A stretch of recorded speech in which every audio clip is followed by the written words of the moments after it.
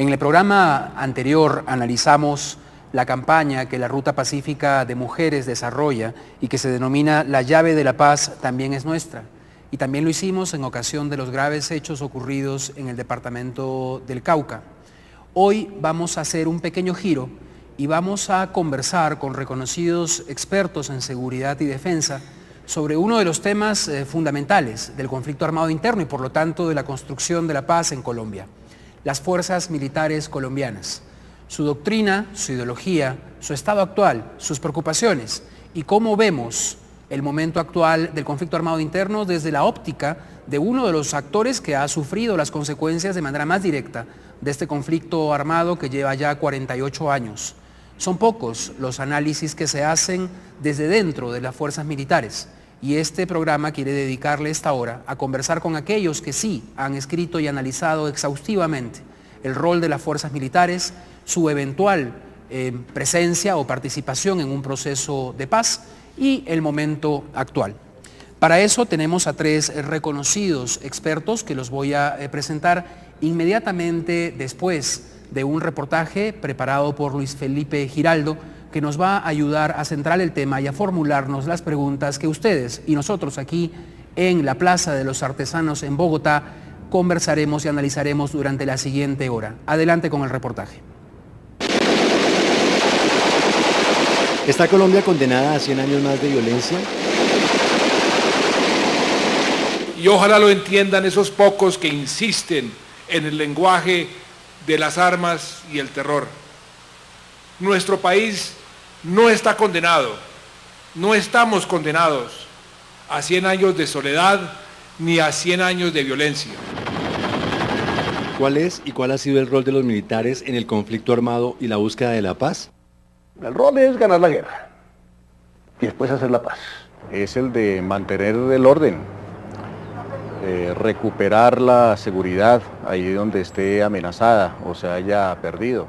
Hechos políticos como el reconocimiento del conflicto interno por parte del gobierno y la aprobación de la ley de víctimas han sido interpretados por algunos sectores como un avance del presidente Santos hacia el logro de la paz.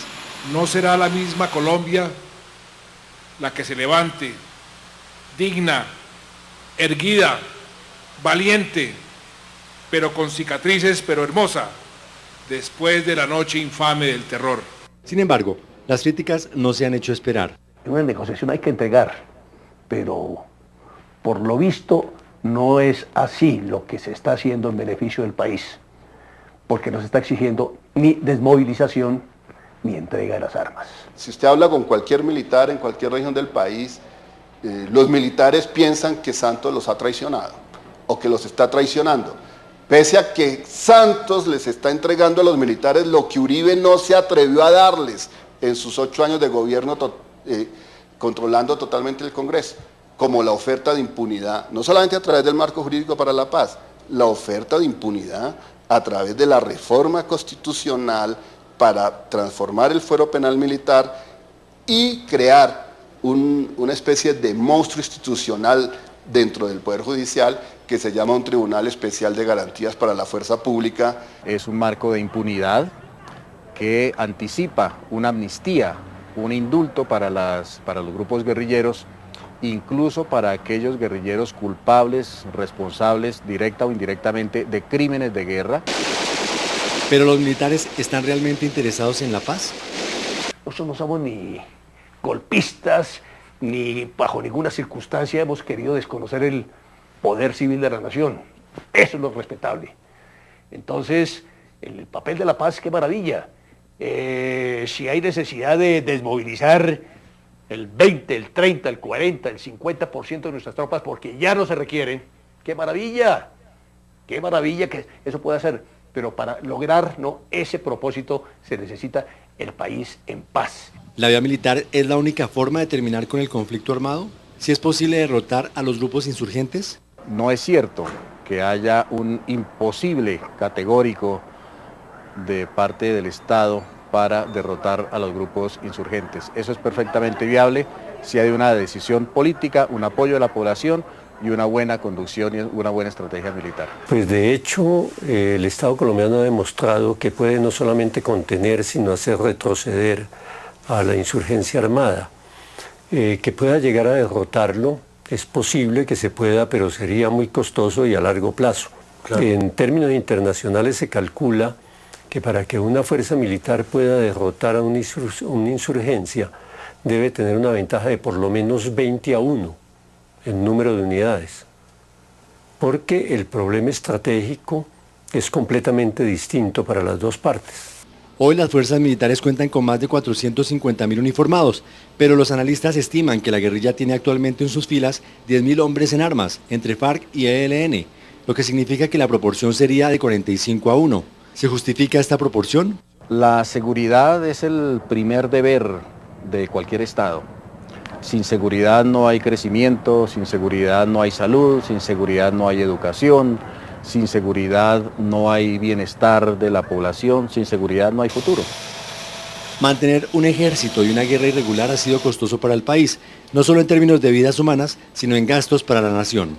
Pero es grande por necesidad. Hasta 1986 más o menos, Colombia tuvo uno de los gastos en términos de gasto per cápita en defensa más bajo de América Latina. Hasta el 85 estuvo en el mismo nivel de México y Costa Rica. Costa Rica que no tiene fuerzas militares y México pues que para esa época no tenía enemigos. Colombia tiene un ejército del tamaño del Brasil, es verdad, pero Brasil no tiene los problemas de inseguridad que tiene Colombia. Problemas de guerrilla, de paramilitares, de BACRIM, de narcotráfico, de delincuencia organizada con los niveles que tiene Colombia. Y Colombia en general dedica la mitad del promedio que han dedicado otros estados al gasto militar cuando han tenido que resolver conflictos armados internos. Sin embargo, según las organizaciones de derechos humanos, el discurso bélico ha llevado a un incremento en el gasto militar injustificado que alimenta la guerra. Y eso, por supuesto, aleja aún más las posibilidades de una salida política negociada al conflicto armado interno, porque a los terroristas no se les da ventajas políticas, a los terroristas no hay que darles espacios políticos, a los terroristas hay que aniquilarlos. 20 años. Muchas gracias, y veíamos en el reportaje preparado por Luis Felipe Giraldo algunas consideraciones sobre el tema que nos convoca esta noche. Las fuerzas militares de Colombia han enfrentado un conflicto armado de 48 años y muchas generaciones de militares no conocen otra cosa que un país en donde el conflicto armado forma parte de la cotidianeidad de los militares. Esto hace que las fuerzas militares colombianas sean bastante únicas en el continente y quizás en el mundo. Una guerra prolongada, sin duda, tiene efectos sobre la característica, la naturaleza, el tipo de doctrina, la manera de ser del militar colombiano. Y sobre esos temas y su vinculación con la construcción de la paz, quisiera ahora presentarles a todos ustedes, a los panelistas invitados, con los que vamos a conversar precisamente sobre el rol de la fuerza pública, el momento de la paz en Colombia, la naturaleza del conflicto armado, la participación de los militares en esta prolongada guerra. Quisiera presentar en primer lugar a Rafael Guarín. Rafael Guarín fue... Buenas noches, Rafael. Fue viceministro de Defensa, 2010 y 2011, Rafael, si no me equivoco. ¿Sí? Comentarista y analista político y consultor en temas de seguridad y defensa en entidades tales como el Programa de las Naciones Unidas para el Desarrollo, el Consejo Nacional Electoral y el Ministerio del Interior y de Justicia. Rafael fue profesor de la Universidad del Rosario en análisis del terrorismo y es columnista del periódico Nuevo Herald. Bienvenido, Rafael, muchas gracias por estar con nosotros. En segundo lugar, quisiera presentar a el coronel en retiro Carlos Alfonso Velázquez, experto en seguridad y defensa, graduado con honor en Ciencias Militares y magíster en Estudios Políticos por la Universidad Javeriana, reconocido experto en conflicto armado interno, teorías políticas y teoría del Estado. Actualmente el coronel Velázquez es profesor de la Universidad de La Sabana y es autor del libro La esquiva, terminación del conflicto armado en Colombia. Coronel Velázquez, buenas noches, bienvenido. Buenas noches, gracias. Muchas gracias a usted por estar con nosotros. Y finalmente quiero presentar a Alejo Vargas Velázquez. Alejo es investigador de la Universidad Nacional, lidera el grupo de investigación en seguridad y defensa, es doctor en ciencias políticas, profesor de la Universidad Nacional de Colombia, de la que actualmente es vicedecano de investigación y extensión. Alejo, buenas noches y bienvenido. Buenas noches, Javier, y a los oyentes. Muchas gracias a los tres por compartir con nosotros sus reflexiones. Yo quisiera, en primer lugar, lanzar una pregunta general a los tres a partir del reportaje que acabamos de ver.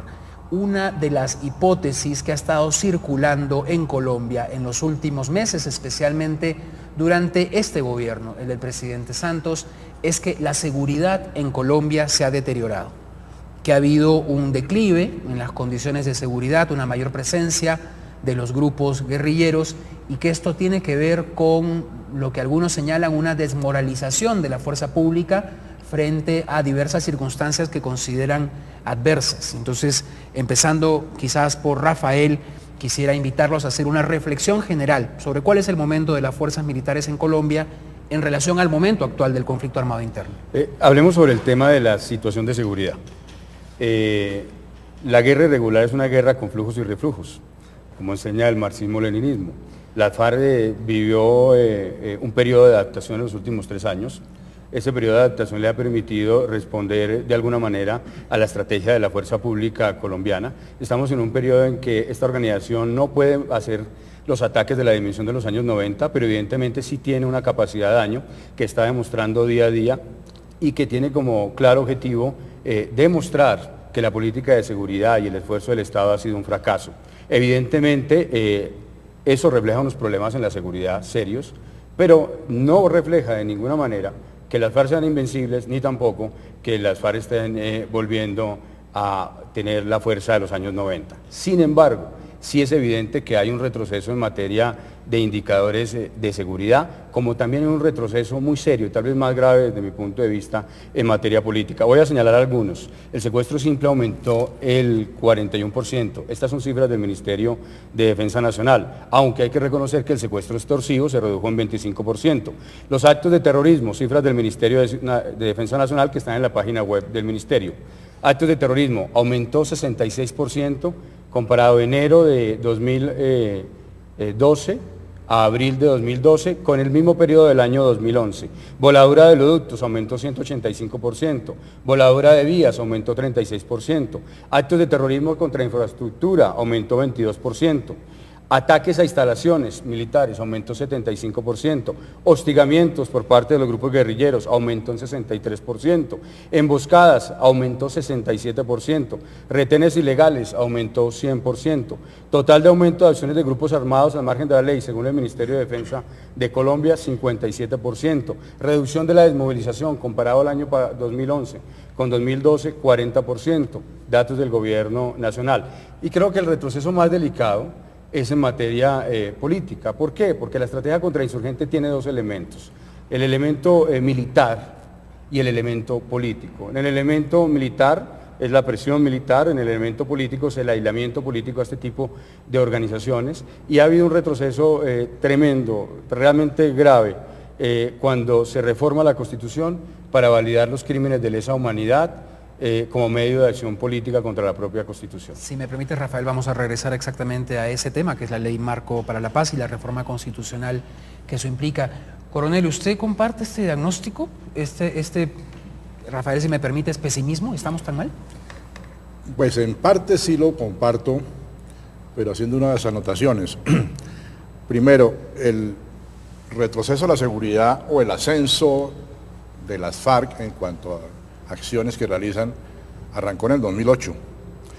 Y arrancó en el 2008 coincidencialmente, pero no es coincidencia, sino eso juega en la moral de combate de un lado o del otro lado, cuando empiezan a destaparse los escándalos de corrupción del gobierno anterior. Sin más, para no ir muy lejos, en el 2008 se destapó el escándalo de los falsos positivos. Y eso cuando afecta la legitimidad del Estado en esa forma, pues las FARC suben en su moral combativa, en su causa equivocada. El tema es diferente si es equivocada o no, pero para ellos su moral se levantó. Entonces sí viene esa parte cuantitativa mostrando que la seguridad se está deteriorando, pero arranca desde ese momento. Y lo otro que está en el ámbito de la percepción de la gente es que el estilo de conducción de la política de seguridad cambió radicalmente en el sentido de que Uribe era un hombre apasionado por la seguridad, apasionado por derrotar a las FARC militarmente, y eso se irradiaba en la gente y se creía que se estaba avanzando mucho en esa dirección. Santos entra con un estilo diferente en que tal vez por quererle imprimir serenidad se ha visto como blando, y realmente no es que sea blando, sino que es el estilo que muestra que es blando para la gente que actúa más por o reflexiona más por las percepciones afectivas que por la racionalidad real. Y entonces ahí se forma un cuadro en que sí, efectivamente se puede ver el deterioro de la seguridad, agregando esos dos aspectos que acabo de mencionar. Alejo, a pesar de esta percepción y las cifras que parecen muy contundentes, este presidente fue el ministro de Defensa de la política de seguridad democrática y la que le dio duros golpes a las guerrillas. Este gobierno ha dado de baja a 2 miembros del secretariado, ha dado golpes muy duros a las FARC, pero está esta doble percepción, ¿no? que se avanza en algunos temas, pero que la percepción social es que se pierde el control. ¿Tú compartes esta impresión? A ver, yo creo que efectivamente en términos de percepción de seguridad en sectores importantes de la sociedad hay una idea de un retroceso.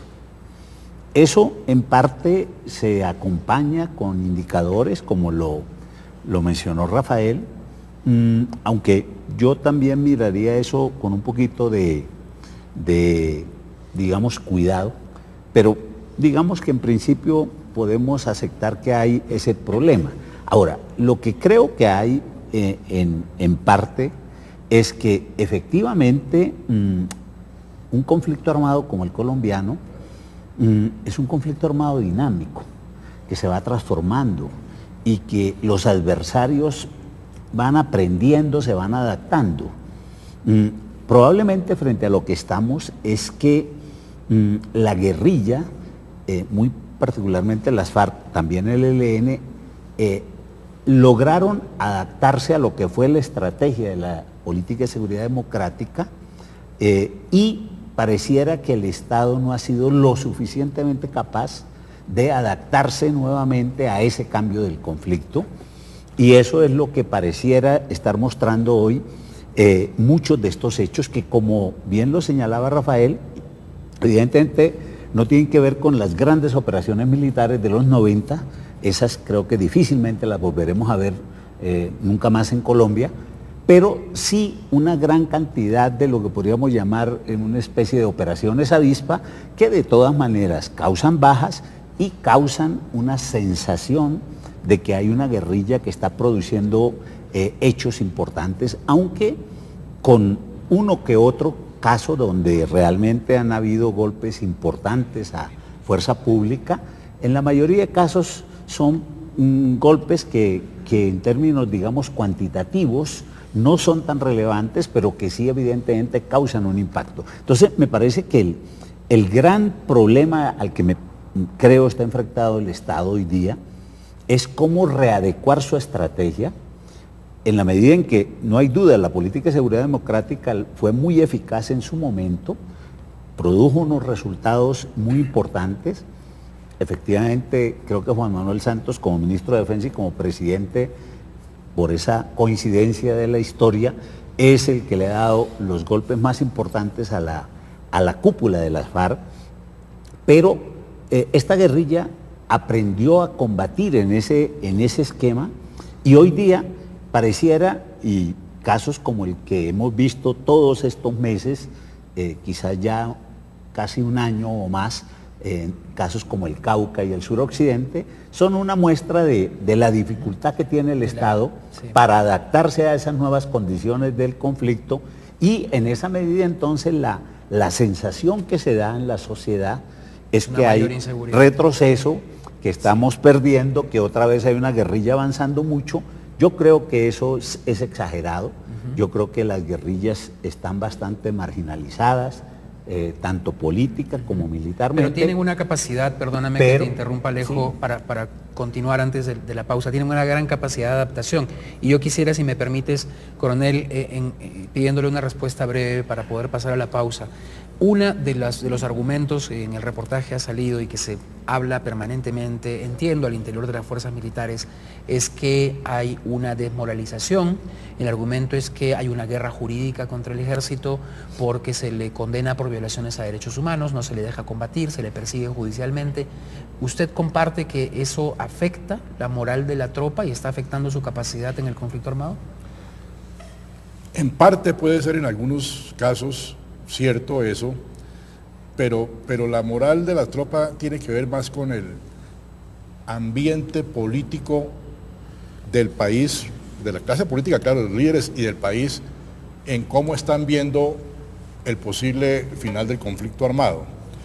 Y el ejército en general, lo digo por experiencia propia, no ha entendido que esta guerra se define es políticamente, y están convencidos que se define militarmente, y militarmente ya no da más. Hay un momento en que no da más la definición, sino que es manejo político. Ahí cuando ven que el Estado se queda corto en el manejo político para superar la guerra, es cuando inconscientemente se está afectando la moral. Más que la parte jurídica, eso es muy relativo. Rafael, te pregunto, tú fuiste viceministro de Defensa, tuviste que enfrentar una agenda de derechos humanos también muy compleja que enfrenta el Estado colombiano y en particular las fuerzas militares. ¿Qué piensas de esta desmoralización de la tropa por estos temas? Yo creo que nuestros hombres, los soldados, los policías de Colombia hacen un sacrificio todos los días que el país no se alcanza a imaginar en las zonas de guerra. El país no alcanza a imaginarse lo que hacen nuestros soldados para defender la Constitución y la seguridad. Yo no diría que hay de ninguna manera un ambiente de desmoralización, pero sí diría que hay una preocupación de orden jurídico que tiene que ver con tres aspectos fundamentales. La ausencia de una defensa técnica adecuada para los militares. Los militares muchas veces son investigados. Mire este dato. Toda muerte producida en un combate implica una investigación de carácter disciplinario al interior de las fuerzas militares. Muchas muertes legítimas en combate implican investigaciones que en el caso de los militares implican necesariamente contratar abogados. Muchos de nuestros militares han tenido que vender su vehículo, han comprometido el patrimonio familiar. Entonces el tema de la defensa técnica es una prioridad y por eso nosotros alcanzamos a presentar un proyecto de ley que alcanzó a hacer trámite parcialmente en el Congreso, estableciendo unos mecanismos para garantizar la defensa técnica de los militares. Segunda cuestión, el tema del fuero penal militar. Sobre esto ha habido mucho debate, hay mucha propaganda, hay quienes quisieran un fuero pleno, total, simplemente por el hecho de ser militar que cobijara todo tipo de conductas. Hay quienes quisieran que desapareciera el fuero penal militar. La realidad es que Colombia enfrenta una situación de violencia que exige un fuero, pero un fuero ajustado a la jurisprudencia nacional e internacional. Lo que tenemos hoy, con base en la jurisprudencia, y esto no se ha dicho, hay que decirlo, es que la jurisprudencia señala que cuando hay una duda razonada sobre si una situación fue o no una violación de derechos humanos, esa situación no puede ser de conocimiento de la justicia penal militar, sino tiene que pasar a la justicia ordinaria. ¿Qué ocurre en la práctica? Con base en esa jurisprudencia, que la duda razonada, profesor Alejo Vargas, se convierte en la mera duda y por tanto cualquier situación potencialmente, aún siendo transparente, legítima, apegada a la Constitución en el uso legítimo de la fuerza por parte de las tropas, termina en la justicia ordinaria, con una situación complicada. Y es que, y lo sabe muy bien aquí el coronel Velázquez, una cosa es formarse uno en los códigos, siendo un buen funcionario judicial, un buen fiscal civil, y otra cosa es conocer de operaciones militares, de doctrina militar, de qué siente un militar cuando está enfrentando en medio de la selva, a altas horas de la madrugada, de la noche, una situación de combate. Eso tiene unos elementos técnicos. Y el tercer tema, y con esto finalizo, es la preocupación que hay frente a los marcos jurídicos para el uso de la fuerza establecidos en el Manual de Derecho Operacional. Cuando se utiliza el DIH, la fuerza en el marco del derecho internacional humanitario, y cuando se utiliza en el marco de derechos humanos. Rafael, muchas gracias. Alejo, vamos a regresar contigo. Permíteme, tenemos que hacer una pausa, reglas de la televisión con ustedes. Regresamos después de la pausa.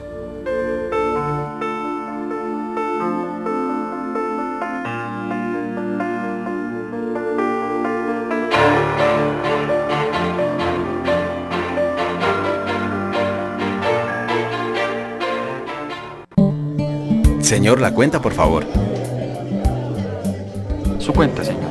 Esto es una precuenta, usted tiene que darme la factura de verdad. Si le entregan una precuenta, a usted le están robando el IVA que paga y le roban el bienestar a los colombianos. No se deje tumbar. A diferencia de una precuenta, una factura de verdad tiene la leyenda factura de venta o documento equivalente, el número de factura y la resolución de la DIAN. La factura es el ingrediente que siempre debe estar en el menú. Exíjala. El próximo 20 de julio, Colombia vivirá un momento memorable, todos unidos en torno a la riqueza de nuestra música, el talento de los niños y jóvenes y el legado musical de un colombiano que marcó la historia del país. Siga la transmisión del concierto Notas de Independencia, homenaje al maestro Lucho Bermúdez desde Popayán. Celebre la fiesta de la Independencia, Ministerio de Cultura, prosperidad para todos. El análisis continúa en ¿Cómo va la paz?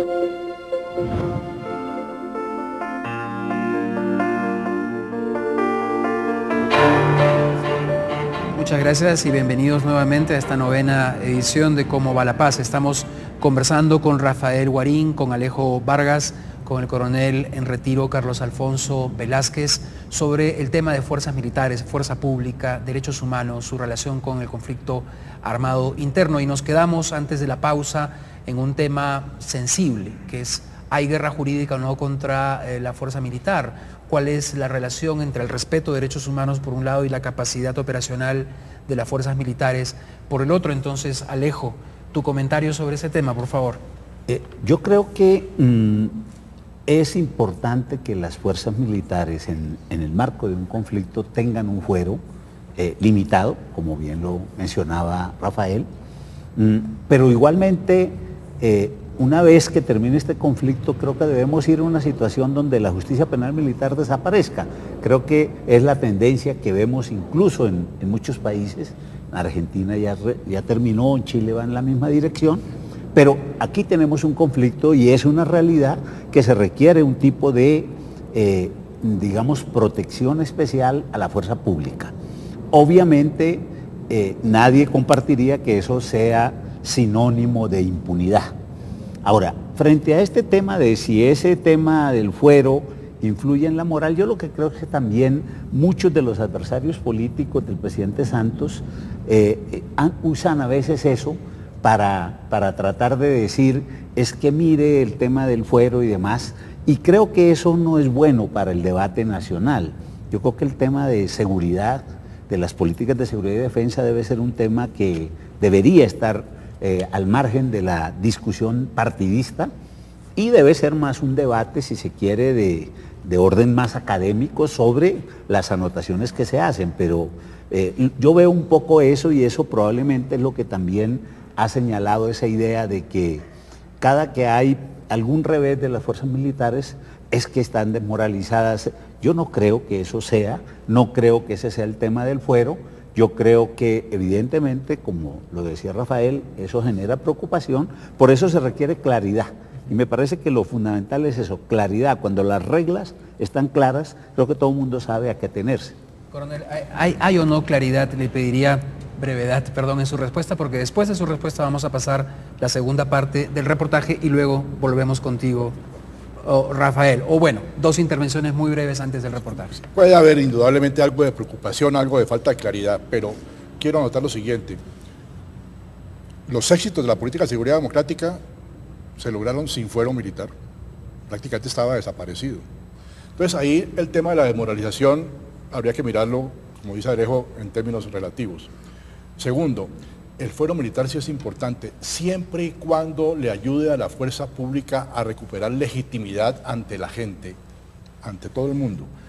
Porque hay que reconocer que históricamente las mismas fuerzas militares, algunos elementos que estuvieron en las líneas de mando en su momento, no actuaron lo suficientemente bien para que hubiera realmente sanción de faltas en que incurrían los militares. Entonces ese ambiente de impunidad fue lo que hizo que empezara a perderse el fuero. Ahora ha cambiado y se debe recuperar, sí, pero siempre y cuando le ayude a la legitimidad, repito, para que no haya más impunidad. Rafael. Dos cosas que me parecen importantes mencionar. Guerra jurídica, claro que hay guerra jurídica. Claro que hay guerra jurídica. Lo que no puede decirse es que todo sea guerra jurídica. Lo que no se puede señalar es que no hayan existido falsos positivos. Desgraciadamente, Muy lamentablemente para el país, para la institución militar, sí existieron falsos positivos, pero evidentemente hay guerra jurídica. Miren lo que se acaba de descubrir hace unos meses frente al tema de Mapiripán y el papel, por ejemplo, del colectivo de abogados José Alvear. Esa es una realidad, está clarísimo. Y una segunda cuestión, se ha querido siempre asimilar a justicia penal militar como sinónimo de impunidad, ¿no es cierto? Cuando hay una política clara de gobierno, de lucha contra la impunidad, como la que se adoptó precisamente hace un año con el ministro Rodrigo Rivera bajo el lema cero impunidad, cero violaciones de derechos humanos, específicamente en lo que tiene que ver con aquellas situaciones de homicidio en persona protegida conocidas como falsos positivos, pues hay también una justicia penal militar presta, rápida, eficiente. Mire estos datos que no se han mencionado, son una chiva para el programa. Justicia penal militar 2010-2011. El total de casos que pasaron de justicia penal militar a justicia ordinaria, por tratarse de una grave infracción al derecho internacional humanitario o una grave violación a los derechos humanos. En 2010 fueron 231 casos. En 2011, luego de tener un mensaje claro en ese tema por parte del gobierno, aumentó a 328 casos. Por iniciativa de justicia penal militar, es decir, que el funcionario de justicia penal militar encuentra que efectivamente no es de su competencia. 140 casos pasaron a justicia ordinaria en 2010, en cambio en 2011 249 casos, un aumento del 77%. Mientras aquellos casos que pasaron por decisión del Consejo Superior de la Judicatura, cuando había una controversia si se trataba de un caso de justicia ordinaria o de justicia penal militar, en 2010 fueron 91, se redujeron a 79 en 2011, habiendo aumentado de 231 a 328 Pero Rafael, casos. perdóname hacerte una repregunta ahí, porque tú defiendes el fuero militar, consideras que bien ordenado puede servir, pero la experiencia ha demostrado, corrígeme si me equivoco, que el fuero militar difícilmente ofrece una salida objetiva a un problema jurídico que debería ser competencia del fuero ordinario. Hablamos de masacres, homicidios, los falsos positivos. Entonces la desconfianza hacia el fuero militar es natural, ¿no? Claro, pero en la política que se adoptó, se estableció un mecanismo a través de un convenio entre Fiscalía General de la Nación, la fiscal Vivian Morales de la época, la Procuraduría General de la Nación y el Ministerio de Defensa. En virtud de ese convenio, cuando existe una inquietud, para no tener que ir hasta el Consejo Superior de la Judicatura, cuando existe una duda en el expediente sobre si se trata de una situación de violación de los derechos humanos o no, pues esos tres funcionarios, Justicia Penal Militar, el funcionario correspondiente, Procuraduría y Fiscalía, van a examinar el caso. Van a examinar el caso y si es de justicia ordinaria, pasará a justicia ordinaria, por eso el aumento de los resultados. Lo que le quiero decir es que sí se puede tener una justicia penal militar transparente, una justicia penal militar que simplemente se dedique a lo que le corresponde y una justicia ordinaria que aboque los casos cuando se trata de violaciones de derechos humanos. Gracias, Rafael. Vamos ahora a pasar la segunda parte del reportaje preparado por Felipe Giraldo y regresamos con nuestros invitados para hablar de fuerzas militares y proceso de paz. Adelante con el reportaje. ¿Sabía usted que en Colombia el presupuesto en defensa para 2012 es de 23.8 billones de pesos, mientras el sector salud solo recibirá 12 billones de pesos este año? Es decir, gastamos el doble en seguridad que en el sector salud, que atraviesa hoy una de sus peores crisis. El presupuesto de la Unión Europea para la guerra, para el ejército, es apenas del 2.1% del Producto Interno Bruto. Y el de Estados Unidos es apenas superior al 4%. Nosotros teníamos un Producto Interno Bruto para la guerra superior al 6%. Según los expertos, Colombia tiene hoy el doble de unidades militares que el ejército británico. ¿Se justifica mantener una fuerza beligerante del Estado calculada en más de 450.000 hombres? ¿La vía de la derrota militar de las guerrillas está agotada? Creo que es importante redefinir cómo se está haciendo ese gasto militar, también pensar en qué se está invirtiendo ese gasto militar. Cuando vamos a ver las estadísticas, podemos ver que parte de ese presupuesto militar se gasta en la parte administrativa, más que en compra de tecnología o de armamento o de modernización de las fuerzas militares. Para los militares sí es posible ganarle la guerra a la guerrilla, pero reclaman mayores instrumentos para derrotarla y se declaran víctimas de una guerra jurídica.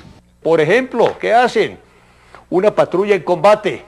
Entonces se producen bajas, viene inmediatamente la investigación porque se supone que todos son homicidios. Entonces viene la investigación y donde encuentren la más mínima irregularidad a juicio del que no ha ido a un combate, entonces ordena autodetención contra el comandante y toda la patrulla. Por eso tenemos en este momento 13.000 hombres fuera de combate. La guerra jurídica que desarrolla la guerrilla en el campo de batalla, acusando de falsos positivos a miembros de las fuerzas militares que han dado de baja a guerrilleros en combate y que los presentan como campesinos inocentes que han sido asesinados por las fuerzas militares. Los defensores de derechos humanos temen que con la posible aprobación del fuero militar en la próxima legislatura del Congreso se implemente un tribunal especial de garantías para los militares que se convierta en un instrumento de impunidad.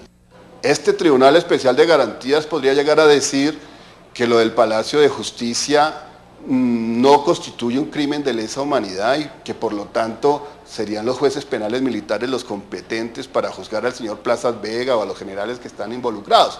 Sin embargo, otros expertos en el tema del conflicto aseguran que este es necesario y funciona en todos los países del mundo.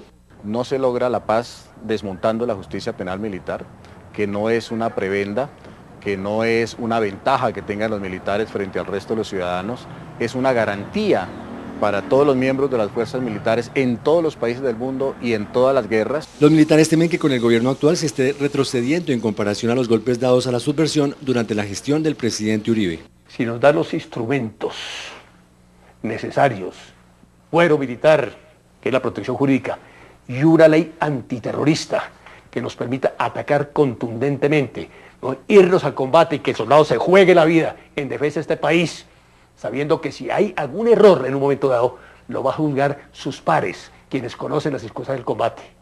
De esa manera hay moral, hay voluntad de lucha y de esa manera ganaríamos la guerra. Vamos a continuar con este programa sobre el rol de las fuerzas militares, los derechos humanos, el conflicto armado interno. Y yo quisiera plantearle a nuestros invitados el tema actual. Hace poco el Congreso de la República aprobó una reforma constitucional bajo la denominación Ley Marco para la Paz. Y yo quisiera aprovechar, si la Cámara me ayuda, para presentar un análisis que Rafael Guarín, que nos acompaña, ha hecho sobre el marco jurídico para la paz, con un contenido, entiendo Rafael, no he tenido tiempo de mirarlo, bastante crítico. Entonces, pidiéndoles brevedad para poder concluir este programa, Rafael, ¿cuáles son tus observaciones sobre la Ley Marco para la Paz? Básicamente, el Marco Jurídico para la Paz es una reforma constitucional para garantizar impunidad de crímenes de lesa humanidad. Para que los televidentes comprendan, el Marco Jurídico para la Paz distingue a través del criterio de selectividad máximos responsables de crímenes de lesa humanidad de menos responsables de crímenes de lesa humanidad. En todo caso, ambos responsables de crímenes de lesa humanidad. Frente a los menos responsables de crímenes de lesa humanidad, que de acuerdo a la exposición de motivos de la reforma constitucional son la mayoría, lo que dice textualmente la reforma es que se renuncia a la persecución penal.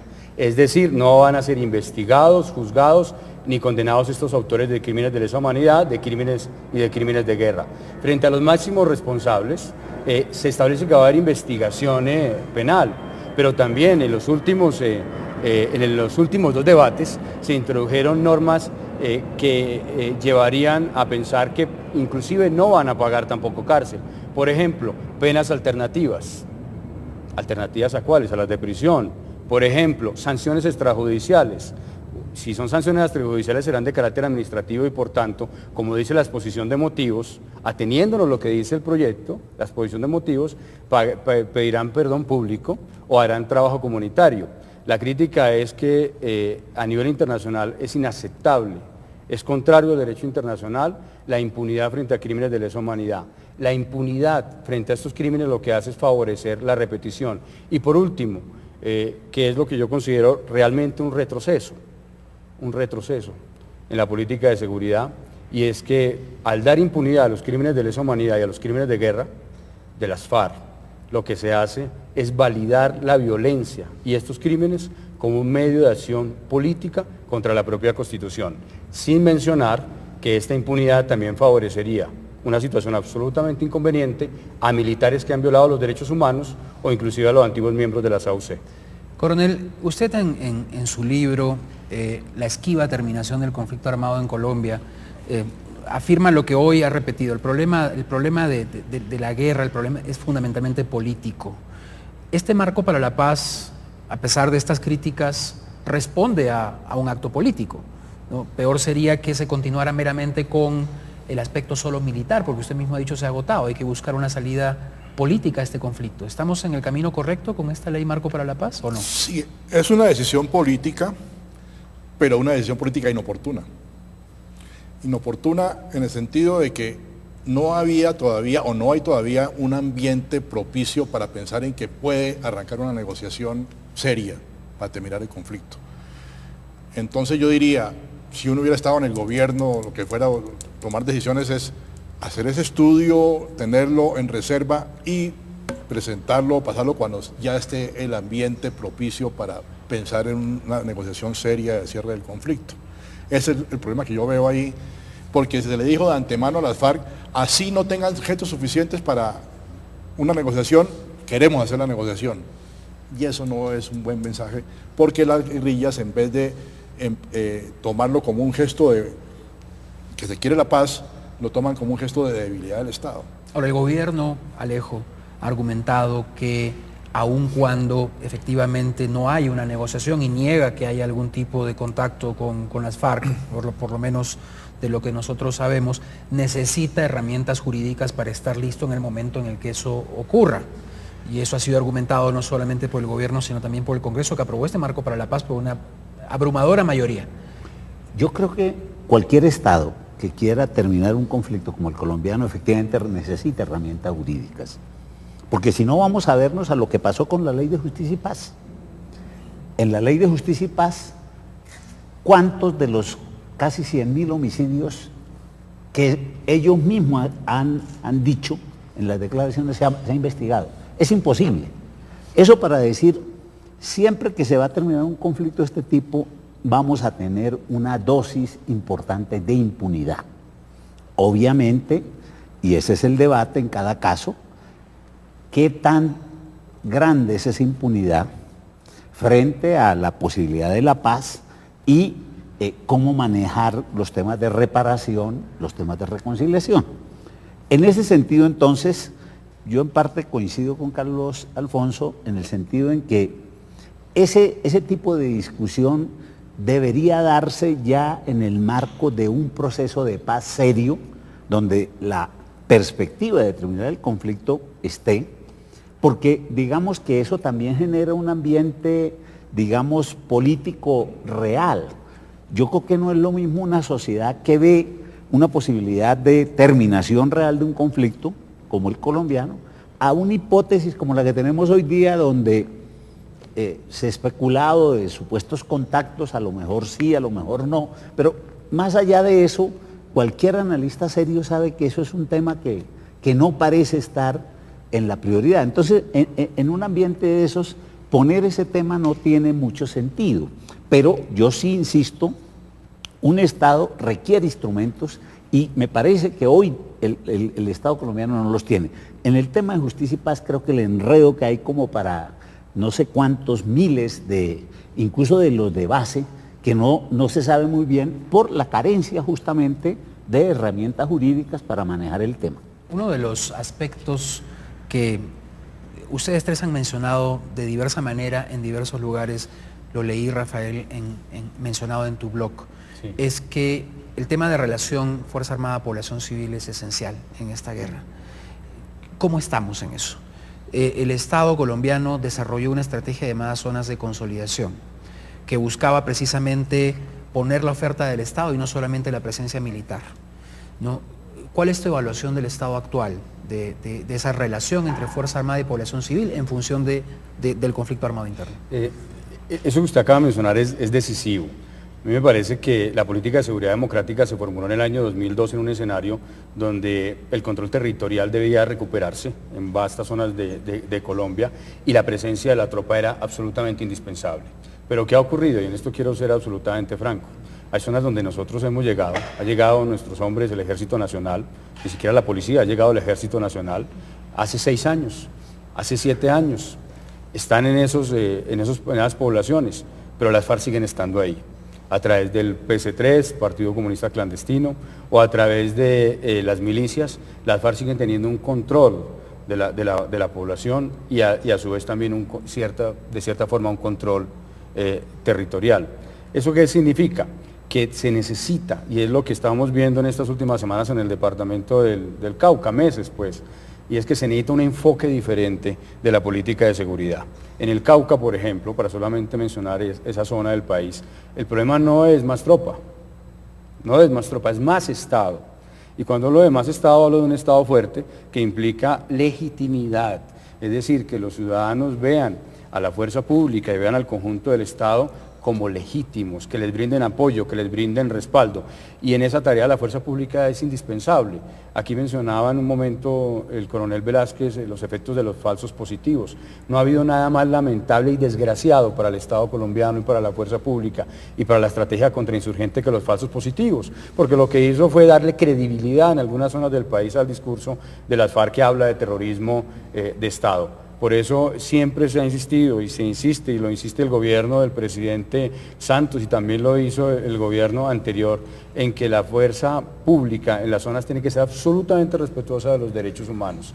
Cada vez que la fuerza pública, un miembro de la fuerza pública se desvía y comete un error, lo que hace es darle credibilidad a un discurso que legitima la existencia de las FARC. En materia de consolidación, creo que estamos aún muy atrasados. Pasamos de tener 16 zonas de consolidación en el gobierno Uribe a 7 zonas. Yo lamento esa decisión porque significó que 9 zonas realmente no se consolidaron y se abandonó el esfuerzo del Estado para concentrarse en 7 zonas.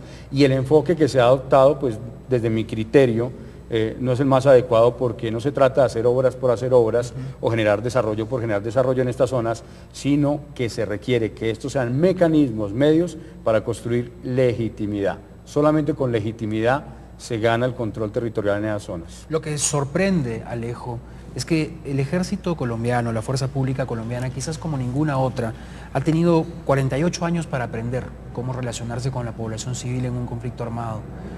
¿No han aprendido la lección? ¿Todavía hay problemas en esa relación cuando el ejército llega, cuando la Fuerza Armada llega a una zona de conflicto en su relación con la población civil? A mí me parece que ha habido un problema histórico en Colombia muy complejo y es el siguiente.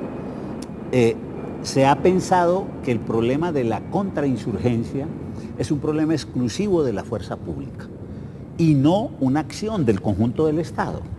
Entonces, la fuerza pública termina haciendo cosas que no le corresponden, porque el Estado no está. Entonces, por ejemplo, yo escribí, y ha sido mi posición, que el modelo de zona de consolidación tiene, a mi juicio, ese gran problema.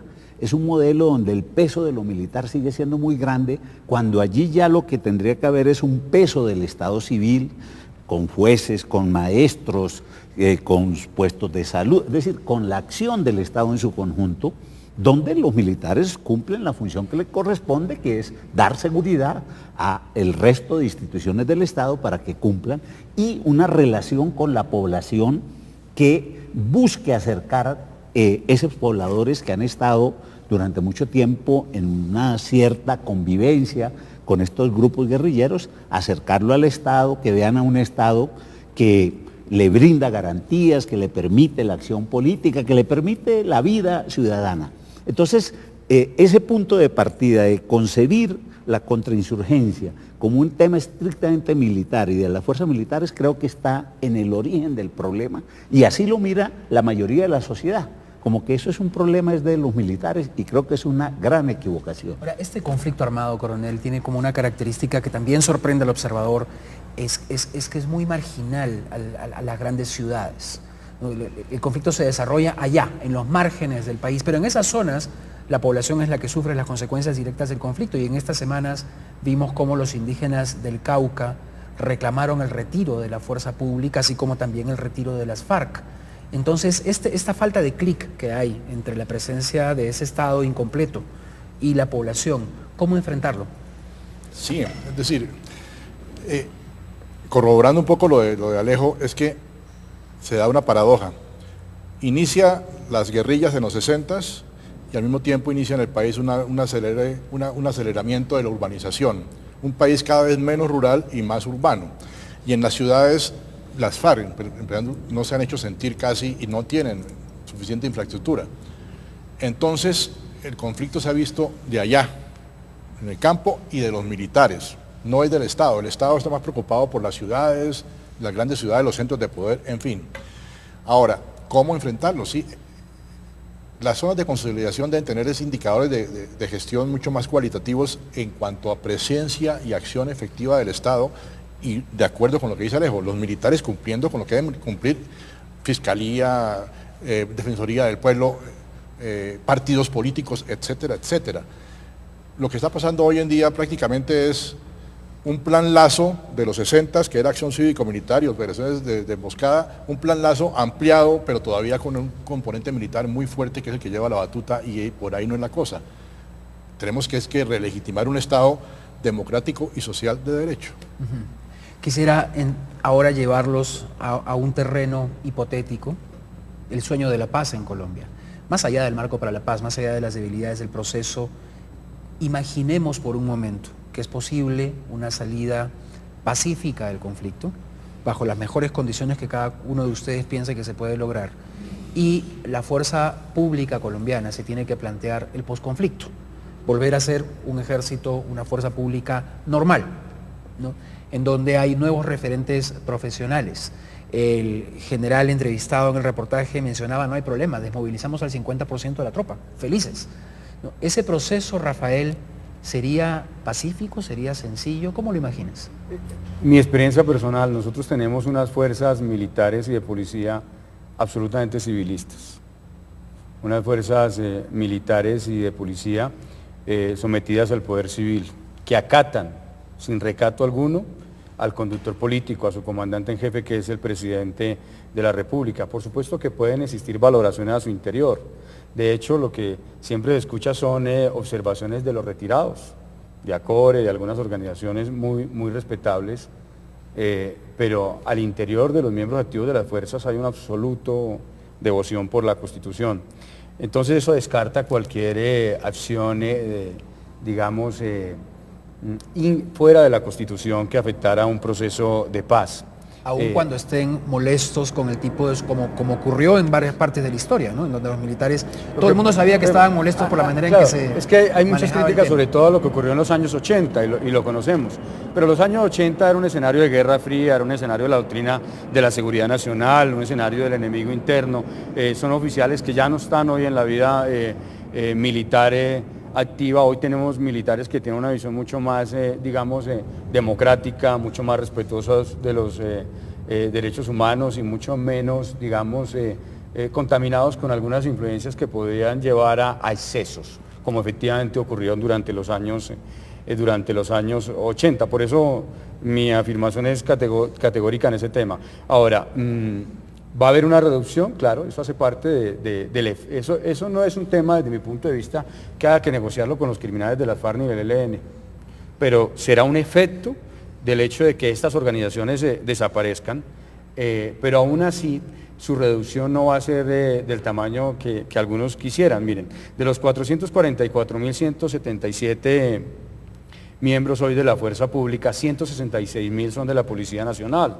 De Ejército son 230.000. Usted tiene que mantener una capacidad del Ejército suficiente para efectos de defensa nacional del territorio, pero además vamos a tener desafíos relacionados con el narcotráfico, el tema de bandas criminales. Si me permite, yo lo que creo es que vamos a necesitar incrementar policía y probablemente disminuir ejército. ¿Por qué? En un país en paz lo que necesitamos es más policía para que ayude la seguridad ciudadana. O pensar en mecanismos como guardias civiles para las zonas rurales, que va a permitir que varias de las personas que salgan del Ejército Nacional se vinculen a estas actividades, más otros nuevos escenarios. Ejemplo, Colombia hoy exporta capacidades militares, capacidades de seguridad. Colombia hoy es bien visto por la OTAN y por la comunidad internacional para contribuir en operaciones de mantenimiento de la paz. La fuerza pública puede trabajar en otros temas como gestión del riesgo y atención. Esa es una transformación muy importante. Rafael, perdóname que te interrumpa, que nos quedan solamente un par de minutos y yo quisiera invitar al coronel a hacer su reflexión sobre este posconflicto y las fuerzas militares. Sí, la reducción del ejército no es un asunto tan fácil de hacer como lo planteaba el general Ruiz Barrera, el 60% y ya quedaron en la calle. No, estamos hablando de proyectos de vida de un poco de gente con familias y demás, y bueno. Entonces sí se debe reducir el ejército, se reduciría el ejército, un ejército de élite, solamente con soldados profesionales, por ejemplo, y el resto, incluyendo una buena parte de la policía, integrar una Guardia Nacional Rural, pensando